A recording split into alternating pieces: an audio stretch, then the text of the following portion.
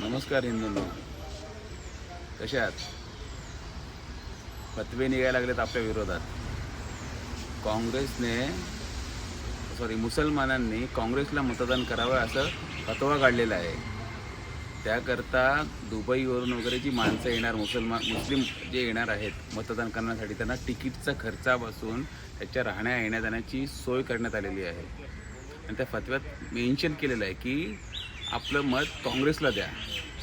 यानंतरही तुम्ही जर जागे होत नसाल तर अवघड आहे तुमचं.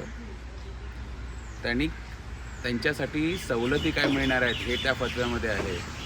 काँग्रेसला का मतदान करा, काँग्रेस आपल्या बाजूने आहे, यासाठी काँग्रेसलाच मतदान करा. यासाठी त्यांना येण्या जाण्याचं तिकीट, राहण्याची सोय, हे त्यांनी आज चौथा मतदानाचा टप्पा झाला.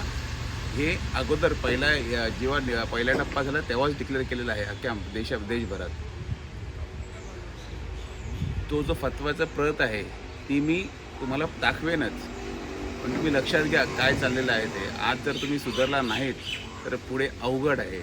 43% वाढलेले आहेत ते, आणि आपण 8% फक्त, हे लक्षात घ्या.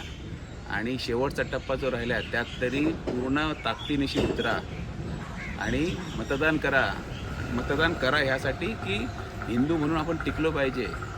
उद्या आपल्याला दुसरा देश नाही आहे कुठला जाण्यासाठी. हिंदुस्थान हाच आपला देश आहे, इथून आपण पळू शकत नाही.